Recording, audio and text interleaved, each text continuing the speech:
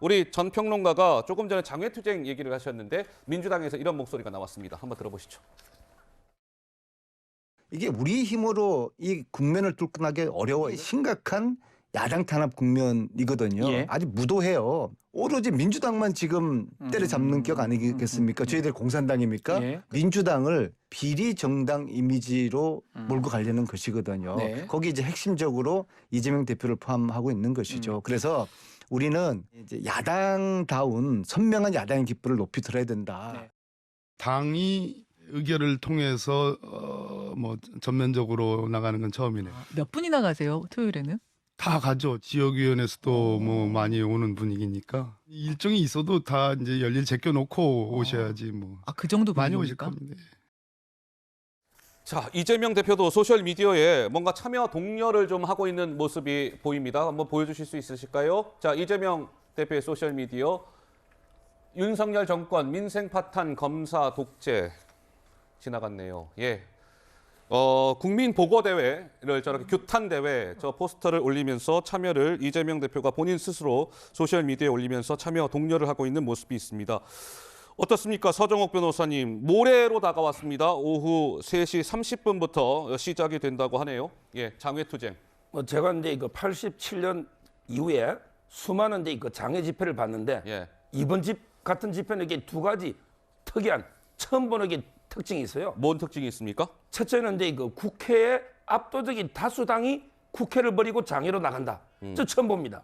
대부분 이게 소수 야당이 거대 여당이 폭주를 할 때 장외로 나가는 경우는 많죠. 근데 169석 되는 의회에서 마음대로 탄핵도 하고 법도 마음대로 할 수 있는 당이 왜 장외로 갑니까? 의회를 버리고. 저는 이렇게 압도적 다수당이 장외 투쟁은 저는 처음 봐요. 그다음에 두 번째 특징이 저는 장외 집회 중에 어떤 특정 범죄 혐의자를 비호하기 위해서 장외 집회하는 걸 처음 봅니다. 보통 뭐 민주화 운동이든 법안 반대든 이게 명분이 있어야 되잖아요. 이런 게 이재명 대표라는 개인 범죄 혐의자를 비호하기 위해서 장외 집회한다? 이게 과연 국민들이 얼마나 동조하고 설득력이 있는 겁니까? 이 두 가지 저는 특징이 있고요. 예. 지금이라도 저 제목도 보세요.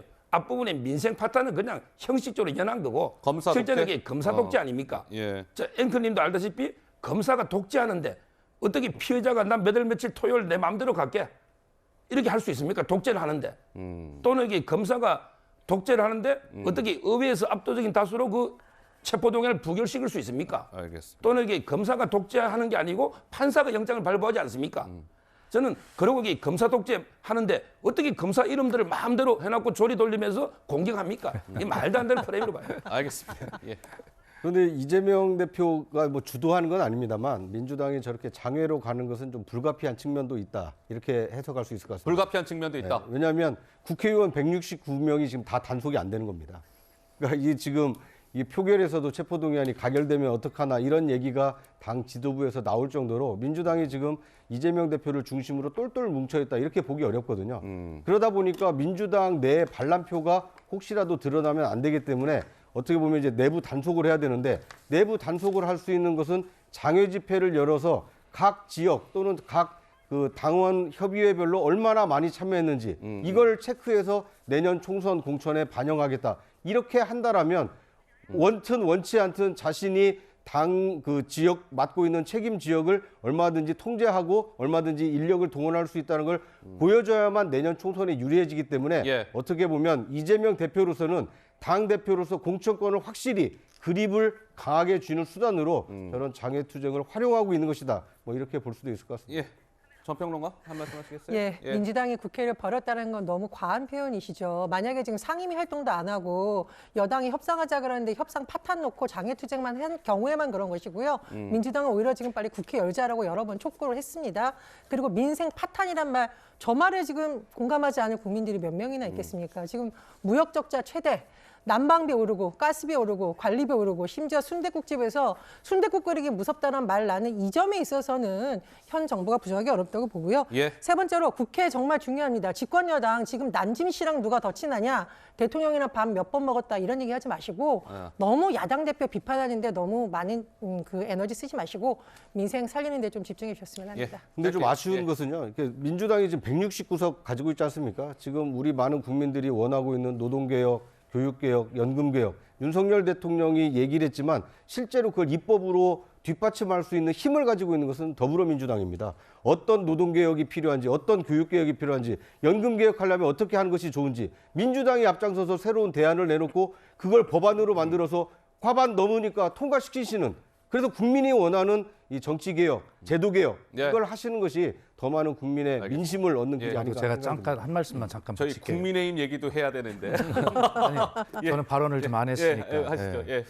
그런데 지금 계속 이제 두 분 말씀을 들어보면 좀 섭섭합니다. 섭섭하시다. 예. 예, 예. 그 뭐 그렇게 남의 당 얘기에 대해서 그렇게 단정적으로 그렇게 말씀하시는 것은 그것은 예의가 아니다는 말씀을 드리고요.